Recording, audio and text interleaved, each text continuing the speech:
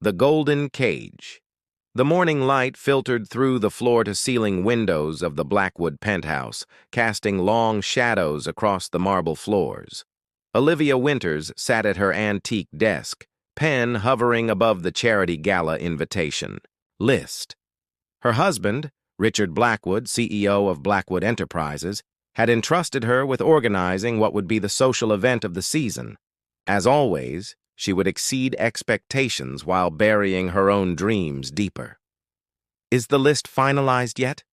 Richard's voice cut through her thoughts as he entered the room, immaculate in his tailored suit. "The board members are particularly interested. In this event, it needs to be perfect." Olivia nodded, tucking a strand of auburn hair behind her ear. "Almost done. I've included all the investors you mentioned and added several arts patrons who might be interested in your new development project." Richard barely glanced at her work before checking his watch. "Good. Make sure to include the Harrisons. Their pharmaceutical division would make an excellent acquisition target." He paused at the doorway. "And wear the blue gown tonight, the one from Milan. It photographs well." After he left, Olivia's shoulders slumped. She moved to the baby grand piano tucked into the corner of their living room, her one indulgence that Richard had allowed because it added sophistication to the space. Her fingers danced across the keys, playing a Chopin nocturne from memory. Her eyes closed as the music transported her far from this gilded prison. For 7 years, Olivia had been the perfect corporate wife, the daughter of a music professor and a concert violinist. She had once dreamed of performing at Carnegie Hall. Instead, she'd fallen in love with Richard's ambition and charisma during their university days. She had believed in him, supported his vision, edited his business proposals, and hosted countless dinners to charm potential investors when Blackwood Enterprises was nothing more than an idea. Now that the company had become a Fortune 500 titan, Richard had changed. Success had hardened him, turning their partnership into a one-sided arrangement where her role was increasingly ceremonial, the elegant, accomplished wife who made the right connections and never embarrassed him. That evening, at the Westfield Foundation dinner, Olivia performed her duties flawlessly. She charmed board members, laughed at tired jokes from investors, and steered conversations toward Richard's latest business triumphs. It was during dessert that she first noticed the lingering glances between her husband and Camilla DuPont, the striking model-turned-entrepreneur whose luxury skincare line had recently caught media attention. "Mrs. Blackwood, do you still play?" asked Theodore Jenkins, an elderly patron of the arts, seated beside her. Olivia smiled politely. "When I find the time." "Such a shame. Your mother was remarkable. I still remember her performance of the Mendelssohn Violin Concerto with the Philharmonic." His eyes twinkled with nostalgia. "You had her gift. I remember that competition when you were 17. Olivia manages our charitable foundation." "Now," Richard interrupted, suddenly attentive to their conversation, "her talents are better applied to meaningful endeavors than entertainment." Across the table, Camilla raised a perfectly arched eyebrow. "How fortunate for you to have such a supportive wife." Something in her tone made Olivia's skin prickle. With unease, she watched as Richard's hand accidentally brushed against Camilla's when reaching for his wine glass. The slight smile they exchanged told her everything she needed to know. That night, lying awake beside her sleeping husband, Olivia faced a truth she had been avoiding. She had become invisible in her own life. The realization settled over her like a shroud. She was living in a golden cage, admired for her utility but never truly seen. Little did she know that in 3 days' time, this cage would shatter completely, forcing her to either fly or fall. Shattered harmony. The first sign of betrayal came in the form of a text message. Olivia had borrowed Richard's phone to call the caterer when his device pinged with a notification from Camilla. "Last night was unforgettable? Same time tomorrow?"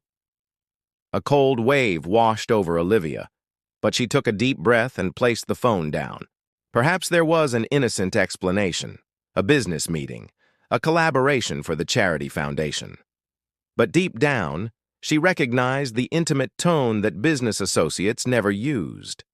For 2 weeks, she observed the subtle changes. Late, meetings, weekend conferences, the faint scent of unfamiliar perfume. Each night, Richard grew more distant, his excuses more elaborate. The final confirmation came when her friend Jennifer forwarded a photo taken at the Meridian Hotel. Richard and Camilla entering the executive suite, his hand possessively pressed against the small of her back. "We need to talk," Olivia said, one evening as Richard packed for another business trip. "Not now, Olivia. The Singapore investors are meeting you at the Meridian Hotel with Camilla DuPont?" Her voice remained steady despite the tremor in her hands. Richard froze, then slowly closed his suitcase. When he turned to face her, his expression had transformed from surprise to calculated coldness. "I was going to wait until after the fiscal quarter to discuss this," he said, as if addressing a disappointing employee. "But since you've decided to pry into my personal affairs, we might as well have this conversation now." What followed was not a discussion, but a clinical dismantling of their marriage. Richard spoke of growing apart and different life trajectories. He mentioned Camilla only briefly, dismissing their relationship as recent, though Olivia suspected otherwise. "You've been a tremendous asset to Blackwood Enterprises," he said, his corporate vocabulary bleeding into what should have been an intimate moment. "I'm prepared to offer a generous settlement." "Asset?" Olivia whispered. "Is that what I've been to you? An asset?" Richard checked his watch. "We can discuss the details tomorrow with the lawyers. I have the Wallace meeting in 30 minutes. 2 days later, the news broke in every tabloid. Blackwood CEO trades in wife for supermodel. The paparazzi surrounded their building, hungry for a glimpse of the discarded wife. The prenuptial agreement that Olivia had naively signed when they were equal partners left her with a modest settlement, substantial to most, but a mere fraction of the empire she had helped build. The divorce proceedings were swift and brutal. Richard's legal team painted Olivia as a social climber who had contributed nothing of substance to his success. They highlighted her lack of formal business education and dismissed her early contributions as typical spousal support. When her lawyer mentioned her sacrificed music career, Richard's attorney laughed, calling it a hobby, not a viable profession. The final blow came at the shareholders' meeting, where Olivia still held a small percentage of company stock. Richard and Camilla entered together, the model draped in designer clothes and adorned with jewelry that Olivia recognized from the collection Richard had promised would be family heirlooms. As cameras flashed, Richard announced Camilla as the new face of Blackwood's luxury division and his partner in both business and life. When Olivia stood to question a financial discrepancy she'd noticed in the quarterly report, Richard cut her off. "Mrs. Blackwood, or should I say Ms. Winters now, perhaps you'd be more comfortable focusing on your musical interests rather than corporate matters beyond your expertise." The boardroom erupted in poorly concealed snickers. Camilla's smirk of triumph was the last thing Olivia saw before she gathered her dignity and walked out of Blackwood Tower for the final time. That night, in the small apartment she had rented on the unfashionable side of the city, Olivia sat amid unpacked boxes and faced the silence of her new reality. She was 32, divorced, publicly humiliated, and uncertain of her future. Her phone had been flooded with messages from so-called friends, some offering sympathy, others fishing for gossip, many simply disappearing. Rain pattered against the windows as she uncovered her mother's old violin, carefully wrapped in velvet. She hadn't played in years, her fingers now soft from charity galas rather than calloused from practice. When she drew the bow across the strings, the first notes were weak and faltering. But as the night deepened, something awakened in Olivia. Each imperfect note was a reminder of what she had abandoned. Not just a career, but her very self.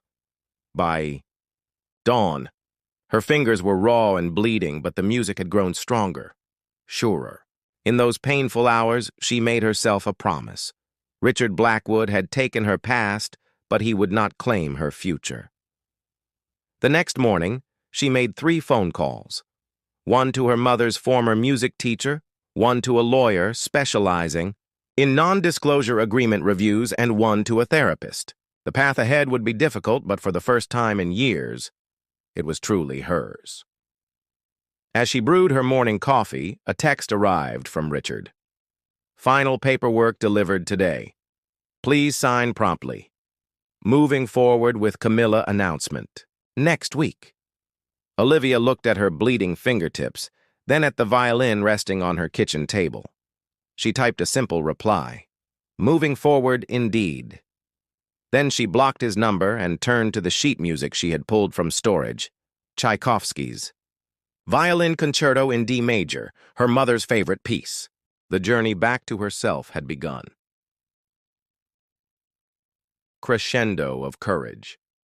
Professor Eleanor Hargrove's studio was tucked away on the 3rd floor of a weathered brick building in the Arts District. The 78-year-old former concert pianist peered over, her glasses as Olivia attempted a challenging passage from Bach's Partita No. 2. "Stop!" Eleanor commanded, tapping her cane against the hardwood floor. "You're playing the notes, but not the music." She shuffled closer, her arthritis-gnarled hands adjusting Olivia's posture. "Your technique is rusty but salvageable. It's your spirit that concerns me. Where is the fire, Olivia?" 3 months had passed since the divorce, and Olivia had thrown herself into music with desperate intensity. Each morning began with scales and exercises, afternoons with theory and composition studies, evenings with practice sessions that stretched until her neighbors complained. Yet something was missing. "I don't know what you mean," Olivia replied, lowering the violin. "Of course you do." Eleanor's eyes were sharp despite her age. "You play like someone following a recipe, not creating art. What are you afraid of?" The question lingered in Olivia's mind as she walked home through the autumn evening. What was she afraid of? Failure, certainly, but something deeper haunted her. The fear that Richard had been right, that her musical aspirations were merely a hobby unworthy of serious pursuit.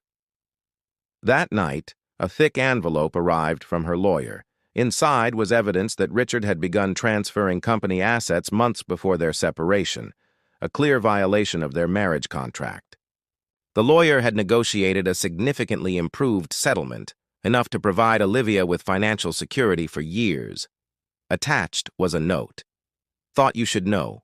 Blackwood's new luxury line with DuPont flopped. Stock down 17% last quarter. Your financial insights were apparently more valuable than he realized." Olivia sat at her small kitchen table, surrounded by sheet music and legal documents. The vindication she had expected to feel didn't come. Instead, a strange lightness spread through her chest. Richard's opinion, his validation or dismissal, no longer mattered. For the first time since their separation, she laughed, a genuine sound that echoed in her apartment. The next morning, she arrived at Eleanor's studio with a composition of her own, a raw, unpolished piece that captured her journey from devotion to betrayal to the first tentative steps of rebirth. "This is what I want to play," she said, placing the sheets on the music stand. Eleanor studied the composition, her expression unreadable. Finally, she nodded. "Now we have something to work with." The following 18 months transformed Olivia completely. Under Eleanor's guidance, she rediscovered the discipline and passion that had marked her early musical education. She took Additional courses in music theory at the conservatory collaborated with young composers exploring the boundaries between classical and contemporary styles and began performing at small venues throughout the city. Her first significant opportunity came unexpectedly. Julian Reeves, an acclaimed cellist and Eleanor's former student, needed a last-minute replacement for his violinist at a chamber music series. "She's ready," Eleanor insisted when Julian expressed hesitation about an unknown musician. The performance was held at St. Mark's Cathedral, its soaring arches and perfect acoustics intimidating even to seasoned musicians. Backstage, Olivia's hands trembled as she tuned her instrument. Not her mother's old violin, but a newly purchased Guarneri that represented her commitment to this new path. "Nervous?" Julian asked, adjusting his bow tie. "Terrified," Olivia admitted. "Good." He smiled. "The day you stop feeling that is the day you should quit. It means you no longer care enough to fear failing." When they walked onto the stage, Olivia felt the weight of 300 pairs of eyes. For a moment, panic threatened to overwhelm her. Then she caught sight of Eleanor in the third row, chin raised expectantly. Olivia closed her eyes, took a breath, and gave herself to the music. The review in the Arts Journal the next day mentioned a remarkable new talent, with technical precision that serves rather than overshadows emotional depth. Additional invitations followed: a guest appearance with the City Chamber Orchestra, a featured performance at the Winter Music Festival, a last-minute substitution at the Kingsley Concert Hall that earned her a standing ovation. By the end of her second year away from the Blackwood world, Olivia had established herself as a rising figure in classical music. Her interpretations of traditional works were praised for their emotional honesty, while her collaborations with contemporary composers attracted attention from industry innovators. Victoria Langley, founder of Phoenix Records, approached Olivia after a particularly moving performance of Brahms's Violin Sonata No. 3. "You play like someone who has lived through something," the record executive said, handing Olivia her card. "I'm interested in artists with stories to tell." The resulting contract, modest by pop music standards but significant in the classical world, led to Olivia's first album, Rebirth in D Minor, a collection of pieces chronicling her emotional journey. The cover featured Olivia in profile, violin raised, her face in shadow but her posture radiating strength. The album's release coincided with an invitation to perform at the prestigious Bennett International Music Competition. Not as a contestant, but as the featured artist during the judges' deliberations. The event would be broadcast nationally and attended by the most influential figures in classical music. As Olivia prepared for this career-defining moment, a glossy invitation arrived at her apartment. The annual Westfield Foundation Gala, the same event where she had first noticed Richard's wandering attention, was requesting her presence as a performer rather than a corporate wife. The irony wasn't lost on her. "Will you accept?" Eleanor asked during their weekly dinner. Olivia traced the embossed lettering of the invitation. "I'm not sure. It feels like stepping backward." "Or perhaps," Eleanor suggested, sipping her tea, "it's an opportunity to show how far you've come." That night, Olivia composed a new piece, a violin solo that began with fragments of the Chopin nocturne she had played in her former penthouse and evolved into something entirely original. She titled it The Golden Cage, Variations on Freedom. With steady hands, she wrote her acceptance to the Westfield Foundation, with one condition: this would be the premiere performance of her new composition. 3 years after walking away from Richard Blackwood's world, Olivia Winters would return on her own terms, not as an accessory but as an artist in her own right. Dissonant echoes. Richard Blackwood stared at the quarterly report with barely contained fury. Blackwood Enterprises' stock had plummeted another 8%, marking the 7th consecutive quarter of decline. The luxury skincare line bearing Camilla's name had become a cautionary tale in business schools, an example of overvalued celebrity endorsements and poor market timing. "I've scheduled emergency meetings with the board for tomorrow," his assistant said, hovering nervously in the doorway, "and the PR team has prepared a statement about the London project cancellation." Richard waved her away, loosening his tie, as the door closed. His reflection in the office window looked haggard. Nothing like the confident CEO whose face had once graced the cover of Fortune magazine. At 41, stress had etched deep lines around his eyes and mouth, and threads of gray had appeared at his temples. The past 3 years had been a steady descent. First came the product line failure, then the sexual harassment lawsuit from a junior executive who claimed Camilla had used her relationship with Richard to sabotage her career. The settlement had been costly, both financially and in public. Goodwill. Next, several key investors had withdrawn support, citing leadership concerns and strategic misalignment. His phone chimed with a text from Camilla. "Dinner canceled.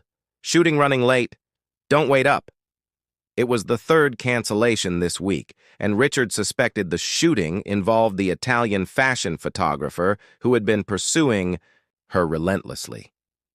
Their relationship had cooled as rapidly as it had ignited. Once the excitement of scandal faded, they discovered little in common beyond physical attraction and ambition. Camilla had used the Blackwood connection to elevate her profile and secure contracts with larger beauty conglomerates. Now that his star was fading, her attention had shifted accordingly. Richard poured himself a scotch from the bar cabinet, his third of the day.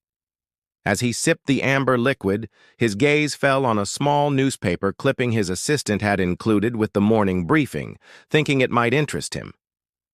The headline read, "Violinist Olivia Winters nominated for Classical Revelation Award." The accompanying photo showed Olivia in performance attire, her face transformed by passionate concentration as she played. Something about her expression, a serene confidence he had never seen during their marriage, made his chest tighten uncomfortably. He had followed her rise with reluctant fascination. At first, he had dismissed her musical pursuits as a temporary distraction, a hobby magnified by post-divorce emotion. But as reviews accumulated and her name appeared with increasing frequency in arts publications, he was forced to reconsider. The woman he had patronized as supportive and decorative had revealed depths he had never bothered to explore. His intercom buzzed. "Mr. Blackwood, the crisis management team is here." Richard straightened his tie, pushed thoughts of Olivia aside, and prepared to face yet another strategy session on salvaging what remained of his corporate empire. Across town, in a sunlit loft that served as both living space and practice studio, Olivia completed her daily 4-hour practice session. Her life now moved to the rhythm of music rather than corporate schedules. Mornings for technical work, afternoons for composition or rehearsals, evenings for performances or collaboration with other musicians. "That sounded wonderful," said Dominic Everett, entering with 2 cups of tea. The British conductor had become both a valued colleague and a close friend over the past year, their professional relationship gradually warming into something more personal. "Still struggling with the transition in the third movement," Olivia replied, accepting the tea gratefully. "But it's getting there." Dominic settled into the window seat, sunlight illuminating his thoughtful face. At 45, he carried himself with the quiet authority that came from 2 decades leading major orchestras. Unlike Richard, who demanded attention the moment he entered a room, Dominic created space for others to shine, a quality that had drawn Olivia to him both professionally and personally. "The Bennett competition organizers called," he mentioned casually. "They're requesting the Tchaikovsky for the broadcast portion, but they're open to your original composition for the second half." Olivia smiled. "Perfect. And what about the Westfield Gala?" "Confirmed for next month. Full technical rehearsal the day before." He hesitated. Are you certain about this? There would be no shame in declining. She placed her violin in its case, considering his question. I need to do this, Dom. Not for revenge or closure, but because that world was part of my journey. I can acknowledge it without being defined by it. Later that evening, as Olivia prepared for a small performance at a local arts foundation, her phone rang with a familiar number. Jennifer Grant, once her closest friend in the Blackwood social circle, had maintained contact even after most of their mutual acquaintances had chosen sides. "Liv, have you heard the news?" Jennifer's voice bubbled with barely contained excitement. "What news?" "Blackwood Enterprises is being restructured. The board voted yesterday. Richard's been demoted to executive chairman, basically a figurehead position while they bring in new leadership." Jennifer paused dramatically. "And Camilla was spotted in Milan with her photographer. Apparently she moved out of the penthouse last week." Olivia absorbed this information with surprising neutrality. "I'm sorry to hear that," she said, and meant it. Despite everything, she took no pleasure in Richard's downfall. "Sorry? Olivia, this is karma in its finest form." Jennifer laughed incredulously.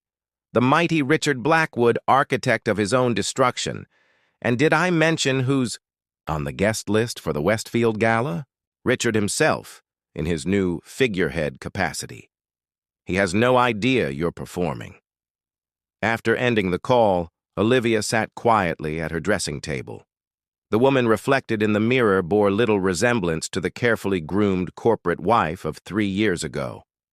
Her auburn hair, once styled in conservative elegance, now fell in loose waves past her shoulders. The hesitation in her eyes had been replaced by quiet determination. Most importantly, her posture had changed. She no longer carried herself as someone trying to minimize her presence.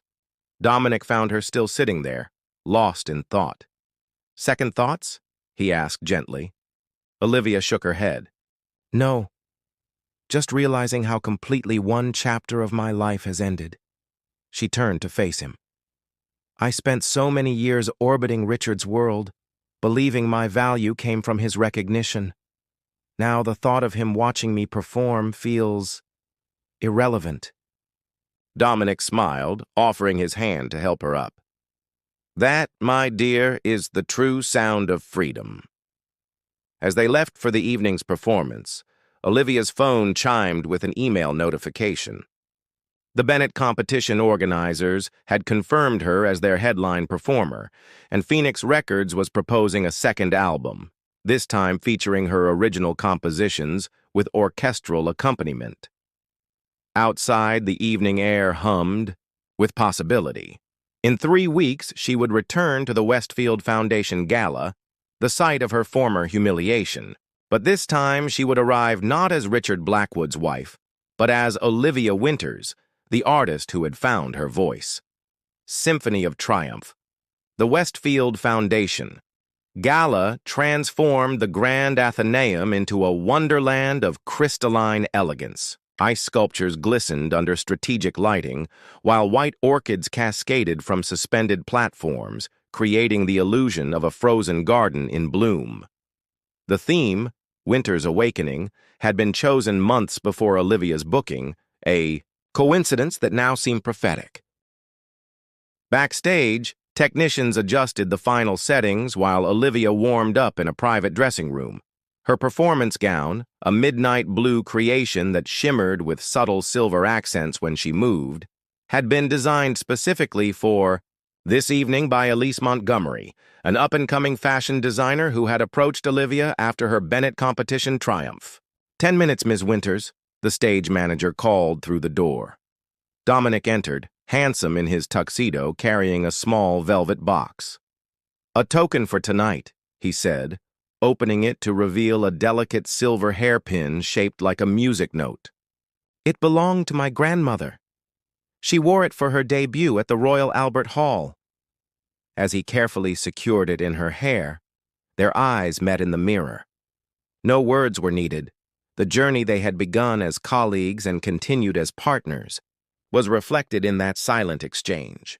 "The house is full," he told her. "Every significant name in both the music and business worlds. And yes," he added gently, "Richard Blackwood is here. 5th row, center section. He looks diminished." Olivia nodded, surprised by her own calm. "Thank you for telling me. It helps to be prepared." In the grand hall, Richard Blackwood shifted uncomfortably in his seat. The invitation had come through the Blackwood Foundation, which continued its philanthropic work despite the company's troubles. As the newly relegated executive chairman, his presence was expected, though no longer commanding the reverence it once had. He checked his watch impatiently. The seat beside him remained empty. Camilla had filed for separation 2 weeks earlier, her departure timed perfectly with his corporate demotion. The previous night, he had discovered she had been negotiating with his chief competitor for months, providing insider information in exchange for a signature line with their luxury division. "Is this seat taken?" a familiar voice asked. Richard looked up to find Jennifer Grant standing in the aisle, elegant in emerald silk. "Be my guest," he replied with forced cordiality, knowing she had remained loyal to Olivia. "I'm surprised to see you here. These events were never your favorite." Jennifer smiled enigmatically as she settled beside him.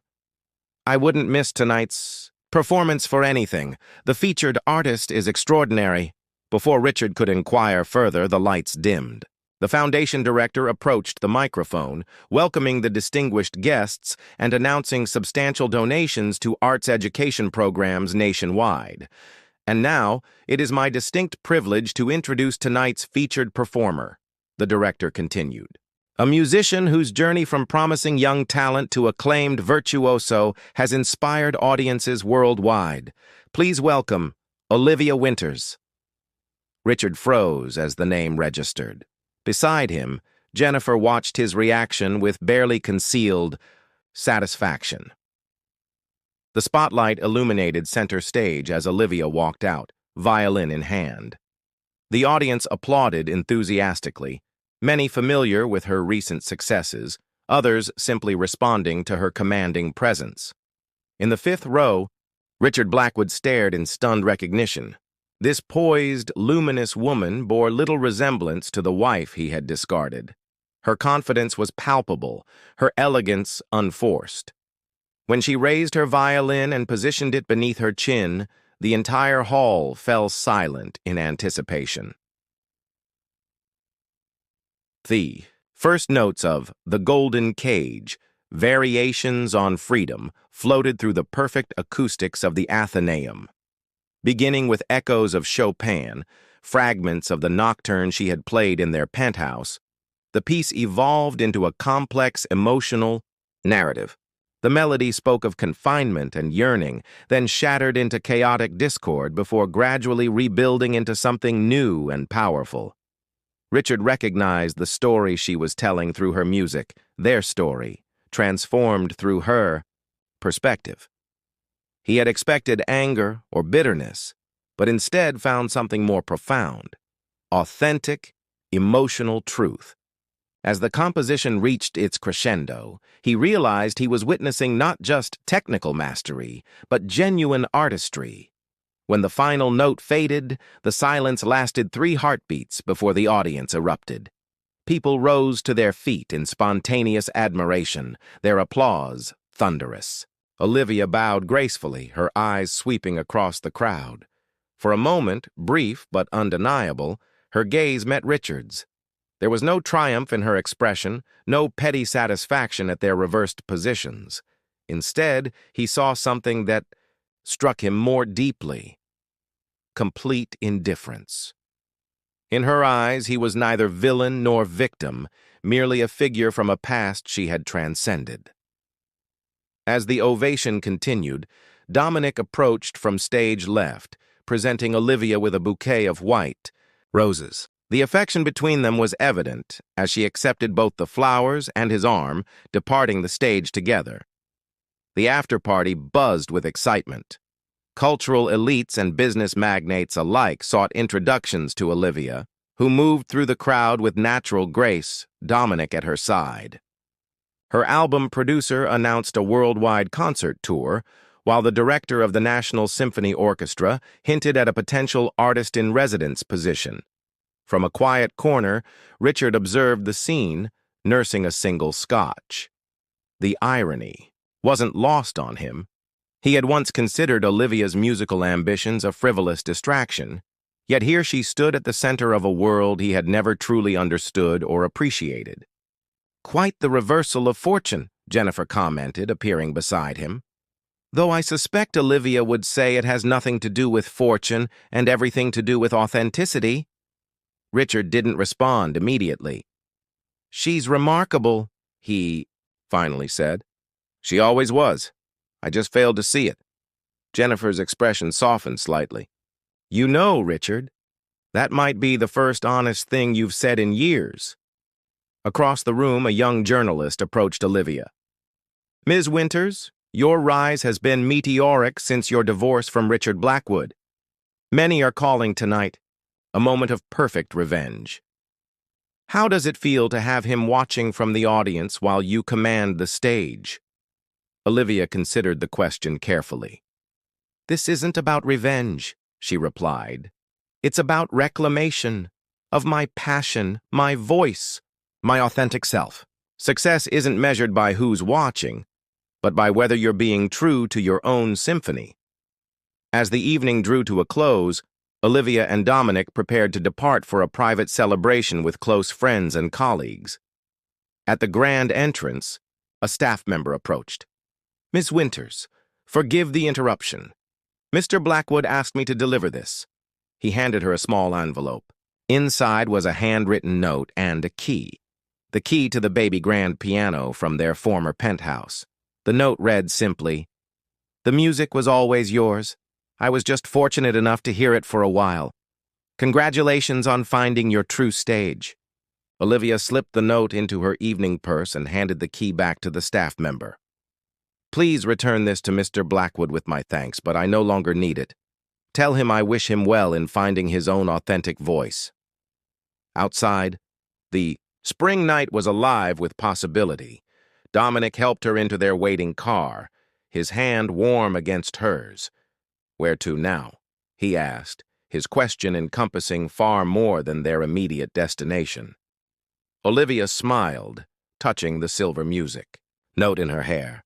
"Forward," she said simply. "Always forward." As their car pulled away from the Athenaeum, neither of them noticed Richard Blackwood standing alone on the steps, watching their departure. In his hand, he held the returned piano key, a small but poignant symbol of what he had failed to treasure and could never reclaim.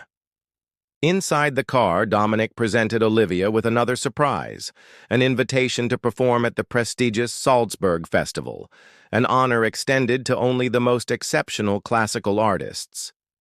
"They specifically requested your original compositions," he explained. "They're calling you the voice of modern classical revival." Olivia leaned her head against his shoulder, contentment washing over her. The journey had been difficult, the transformation painful, but the symphony that was her life now played with authentic resonance. 3 months later, as summer bloomed across Europe, Olivia stood center stage at the Salzburg Festival. The historic hall was filled to capacity. Luminaries from across the globe gathered to witness her performance. But it wasn't their presence that brought meaning to the moment. It was the music itself, the pure expression of her reclaimed spirit. As she raised her violin for the opening piece, a new composition titled Beyond Horizons, Olivia closed her eyes briefly. In that moment of perfect clarity, she realized the most profound truth of her journey. True liberation comes not from exchanging one stage for another, but from recognizing that the most important audience would always be herself. The first notes soared toward the vaulted ceiling, carrying with them the story of a woman who had shattered her golden cage and built from its fragments not a fortress of resentment, but a cathedral of possibility. where the only eyes that mattered were those that looked forward, never back. And in that perfect moment of creation, Olivia Winters was finally completely free.